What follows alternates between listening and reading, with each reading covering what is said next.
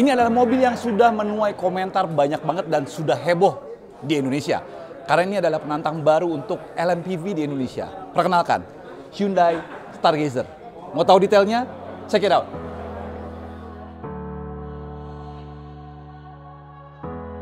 Kita akan ngomong sedikit soal desainnya. Jadi, tadi sempat ada presentasi mengenai desainnya si Stargazer ini. Memang banyak inspirasi yang diambil untuk si Hyundai Stargazer ini. Salah satunya adalah DRL lurusnya ini ternyata benar terinspirasi dari futuristik, cyber, Daft Punk. Lo tau Daft Punk nggak? Nah, ini mirip banget kayak helmnya. Tapi itu efektif untuk membuatnya jadi sebuah mobil yang istilahnya apa ya, neck breaker. Jadi show stealer lah. Ada di jalan tuh pasti langsung ngelihat, wah gila nih mobil bentuknya gini amat. Futuristik banget. Jadi antara suka atau enggak, love or hate. Untuk desain depan sendiri memang banyak yang berkata ini adalah mash up dari Expander sama Staria. Gua nggak bisa menyangkal itu, jujur aja. Kalau kalian lihat LED DRL-nya, itu mirip banget sama si Staria. Termasuk aksen grill depannya itu yang kotak-kotak ala-ala si Staria. Tapi kalau kalian melihat lagi, di aksen dynamic shield, gue nggak salah ngomong ya. Dia kayak ada aksen dynamic shield di samping headlightnya dan mirip banget sama Expander. Memang kita kalau ngomong desain selalu ada kemiripan antara satu desain dengan satu yang lainnya. Tapi bisa dipastikan ini desainnya adalah orisinil Hyundai. Mobil ini juga tidak lepas dari aksen-aksen ala-ala SUV. Jadi depannya itu dikasih kayak aksen cladding yang berbeda dengan warna agak ke grey, agak ke abu-abuan. Dan kalau kalian lihat juga dari sampingnya, dia juga punya aksen yang strong gitu di daerah fendernya. Jadi fendernya agak kaku, agak kotak. Cuman sayangnya nih, ada sayangnya. Bannya dia pakai 16 inci. Untuk tipe tertinggi pun. Jadi untuk Prime juga masih dapat 16 inci dengan pelek two tone. Kalau kalian lihat gap antara ban dengan fender bagian atasnya itu agak cingkrang ya gitu ya. Agak kurang penuh gitu loh. Andai saja dia pakai 17 inci, pasti fittingnya lebih bagus. Satu titik desain yang menarik dari sampingnya adalah ini kelihatan banget kayak Expander, jujur aja. Tapi ada titik menarik lagi ya, kalau dilihat pilar A-nya itu dia gede. Dan kalau mobil-mobil seperti Expander, Avanza, dan lain-lain, pilarnya itu, titik jatuhnya itu, letaknya biasanya di sini, di belakang roda. Tapi khusus untuk si Stargazer ini, titik jatuh pilarnya itu ada di tengah-tengah roda. Jadi memang tarikan garisnya jadi lebih sloping, lebih futuristik, dan kesannya kayak apa ya, mobil-mobil dari masa depan. Jadi sedikit elemen desain lagi, katanya dengan tipe one box seperti ini, tarikan desain seperti ini, otomatis dia bisa menyisakan ruangan yang cukup lega, cukup luas di bagian dalamnya. Tapi dicoba juga nanti, gue pengen tahu, ini tuh cukup jadi penghalang nggak untuk visibilitas? Karena pilar A-nya cenderung agak tebal. Untuk lampunya sendiri ya, dia satu klaster besar, lampu sen dia masih bohlam, fog lamp dia masih bohlam, kuning, dia ada lampu dekat dan lampu jauhnya di satu klaster. Desain one box-nya juga menyatu ya sampai belakang ya. Dan kalau lagi-lagi Expander nih, gue sebenarnya nggak mau nge-refer ke Expander, tapi emang ini mirip banget. Kalau Expander dia dikasih kacanya nyambung, kalau dia dikasih titik gitu loh. Kayak dua segitiga itu bertemu di satu titik jadi lebih tajam. Dan dia tidak ada trim-trim chrome atau yang mengkilat-mengkilat di sini. Jadi ini kayak karet hitam aja semuanya. Otomatis bagian sampingnya kelihatan lebih clean, lebih bersih, dan cocok sama keseluruhan desainnya. Di bagian belakangnya ini yang jadi kontroversi. Gue pribadi nih, nggak mau mewakili semuanya. Gue agak kurang suka dengan penempatan segitiga siku-siku yang bertumpuk seperti ini.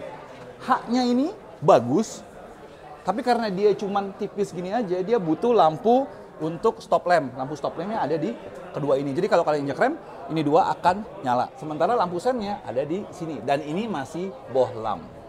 Ini kalau kalian lihat ya, dari frontal belakang gitu dengan garis kayak gini. Ini kayak, kalian tahu kapalnya, pesawatnya Darth Vader di Star Wars, T-Fighter. Ini T-Fighter banget tuh. Cuman memang siluet H-nya jadi tegas. Hyundai juga menambahkan beberapa aksen-aksen ya. Di sini kayak ada aksen piano black, hitam dikasih tekstur. Dan di sini ada aksen hitam lagi. Begitu juga di atas ini menyambung sampai samping. Lucunya, mobil ini kalau kalian buka bagasinya, lampunya nyisa di sini. Nggak ikut ke bawah. Jadi bagasinya bentuknya X. kayak begini. Bagasinya sendiri juga cukup lega ya, dan bagusnya si Stargazer ini sudah dilengkapi dengan pelipatan kursi yang membuat dia benar-benar flat. Jadi kalau kalian bandingkan dengan rival-rivalnya, dia sudah flat sampai ke depan sana. Kursinya juga sudah bisa di recline. Jadi dia ada beberapa pengaturan tuh. Dikit-dikit gitu. Paling fleksibel di antara rival-rivalnya yang paling cuma 1 atau 2 pengaturan. Jadi kalau kalian bisa bikin ini tegak banget, ini bisa muat koper. Atau kalau kalian butuh buat duduk yang lebih nyaman, ini bisa kalian sempitin. Di sini juga masih ada tempat penyimpanan, dongkrak, segitiga darurat, dan kawan-kawan. Sementara bannya sendiri, ban serepnya ada di kolong. Ada tulisan Stargazer gede di sebelah sini. Sayangnya kaca tidak ada di fogger. Di sini juga ada high stop mount lamp sebelah sini dan kamera parkir beserta 3 titik sensor parkir. Sama dengan bagian depannya, bagian belakangnya juga diberikan aksen abu-abu biar kesannya lebih tough ya, seperti ini. Untuk mesinnya sendiri dia pakai mesin yang sama dengan Hyundai Creta. Dia pakai mesin Smart Stream 1500 cc 4 silinder, powernya sekitar 115 HP dan torsinya sekitar 143 Nm. Semua dipadukan dengan transmisi 7 percepatan virtual IVT. Itu CVT-nya Hyundai lah istilahnya. Bisa kalian kontrol 7 percepatan virtualnya itu melalui bukan pedal shift, shifter di bagian tengah. Karena pilar A-nya ditarik ke depan gitu ya, jadi otomatis kayak engine hood-nya ini agak sedikit kecil, ruang mesinnya agak sedikit sempit biarpun engine-nya lumayan besar ke belakang. Dan finishing di bagian engine bay-nya rapi, dicat semua. Dan ada peredam. Good, bagus. Ini adalah interior si Stargazer. Setelah kalian lihat cuman di teaser ya, akhirnya kita bisa touch and feel langsung. Impresi pertama adalah wow. Memang dia tidak punya material soft touch yang sampai gimana. Dia cuma ada soft touch tuh di sebelah sini doang. Yang lainnya hard plastik, keras hidup loh. Hard plastik. Tapi gue berani bilang fit and finishingnya rapih. Pemilihan materialnya juga dia kombinasi warnanya spot on dan beberapa garnish di sini seperti metal look-nya di sini, hidden storage di sini, storage bertingkat di sini dengan ambient lighting, ada storage lagi di sini. Ini mirip kayak mobil-mobil JDM yang biasanya banyak tempat penyimpanannya. Jangan lupa juga kalau kalian di tengah sini, dia juga sudah punya wireless charging yang sudah ada ventilasinya. Jadi handphone kalian nggak bakal kepanasan kalau lagi dicas di sini. Beberapa detail yang bagus juga yang gue mau highlight adalah ini. Tombol AC-nya tuh tactile-nya enak banget tuh. Jadi kalau kalian mau buka AC-nya tuh geser ke kanan, kalau mau kalian tutup ada kliknya gitu dan itu kayak enak banget loh. I can do this all day long. Untuk setir, plek kayak si Creta. Cuman ya sekarang dia tombolnya juga masih cukup banyak. Voice control, pengaturan telepon, cruise control yang sayangnya belum adaptif juga kalian bisa temuin di sini. Tapi sudah dibungkus kulit ya, jadi enak. Ambient lighting juga berlanjut nih di pinggir sini, jadi ambient lightingnya di tengah sama di sini. Jadi kalau malam kelihatan bagus banget. Dan ini adalah instrumen panelnya. Instrumen panelnya kecil, 4,2 inci kalau nggak salah di ssini. Kalian bisa lihat beberapa detail kalau kalian pencet start stopnya di sini ya, di sini. Tuh. Dengan speedometer full digital dan yang anehnya RPM-nya ada angkanya. Jadi RPM-nya bukan tipe jarum gitu, dia angka. Jadi tadi agak kagok ya. Kalau RPM berapa 3000 dia naik muter-muter gitu. Kalau kecepatan oke. Kalau RPM gue prefer dia ada jarumnya. Satu hal yang gue sebel banget. Ini Oppo, ini frame segede-gede gini. Ini duduknya sih sebenarnya nggak rendah-rendah banget, agak commanding. Tapi gara-gara ininya tinggi gitu loh. Ini jadi kesannya kayak nutupin gitu loh. Dan ini tebal banget. Kalau kalian ingat beberapa desain saudaranya, si Kia Seltos, ini juga modelnya kayak gini. Jadi kayak kotak gede gitu dan mereka kasih tekstur piano black ya. Tapi ini plastik full. Jadi ugly aja sih kalau gue nggak demennya ngeliatnya di sini. Mungkin untuk beberapa market bisa jadi ini diganti dengan frame yang lebih kecil dan LCD-nya biasanya lebih gede. Mungkin ya. Tapi untuk Indonesia kita harus puas dengan yang model ini. Di sampingnya kita lihat ada head unit canggih 8 inci sama seperti si Creta. Dengan beberapa setting-setting Android Auto, Apple CarPlay, dan segala macam. Dan mobil ini juga sudah BlueLink. Jadi tombol di atas ini, SOS dan Blue-nya nih, juga kalian bisa dapetin. Termasuk nyalain, matiin mobil melalui aplikasi di handphone. Pindah ke bagian bawah sedikit, Pengaturan AC-nya masih pakai tombol. Dia memang cuman single zone, dia nggak dual zone. Ini untuk pengaturan suhu, ini untuk pengaturan kecepatan kipas. Pindah ke bawah, seperti tadi gue bilang, wireless charging, USB port, dan 12 volt masih ada. Pindah ke sini, ada tombol stability control, drive mode, eco, smart. Smart itu dia baca habit kalian driving, sport, sama normal kalau nggak salah. Dia ada 4. Dan tuas transmisinya keren, asli keren tuh. Kayak pesawat, men. Tuh. Tekan bisa pindah, dan di sini juga dia ada manual mode untuk Tiptronic-nya. Virtual sih, tapi ya keren lah. Sayangnya kalau kalian pindah ke bagian sini, futuristik masih dipertahankan. Untuk satu hal ini, rival-rivalnya masih bisa bangga karena rata-rata rival-rivalnya sudah dilengkapi dengan electronic parking brake beserta auto hold. Sayangnya dia masih manual. Drifto mode on. Tapi kalau kalian lihat ke sini, ini ada cup holder yang sudah dikasih illumination. Dan ini kalau nggak salah bisa dipindah-pindahin. Tuh, bisa dicopot. Jadi ini bisa jadi space yang lebih besar. Praktis ya, mereka mikirin sampai sedetail itu.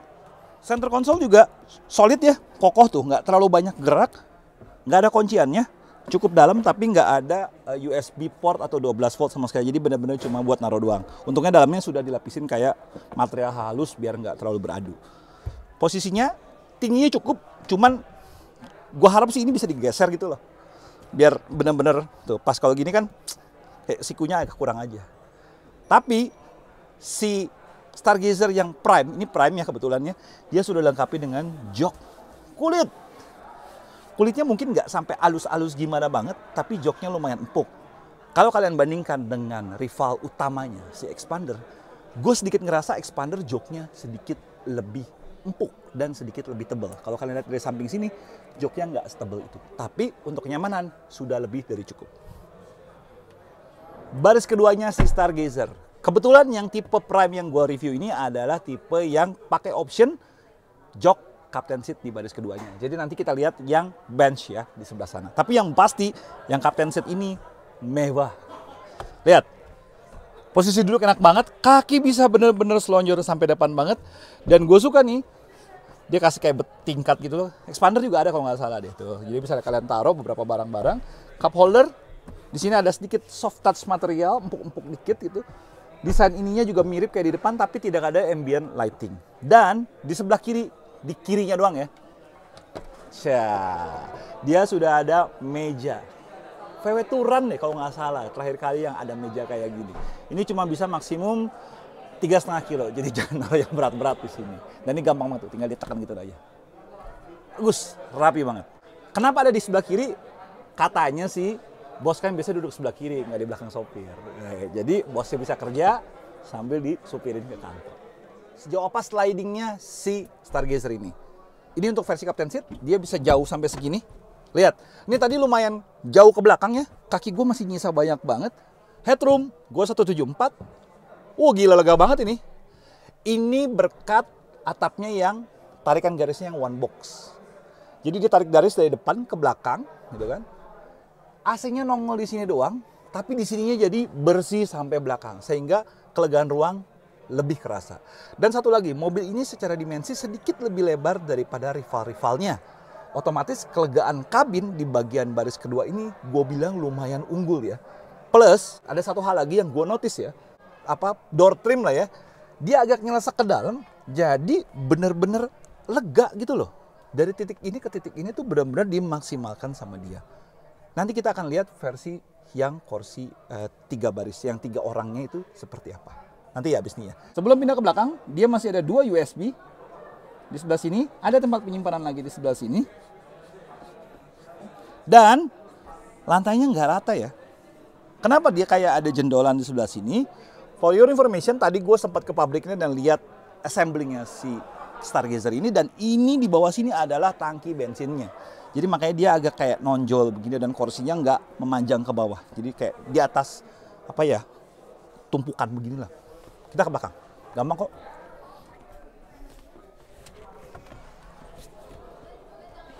Nah, ini posisi duduk gua tadi. Ini gua tarik paling depan, space-nya masih segini. Duduk masih sangat layak ya.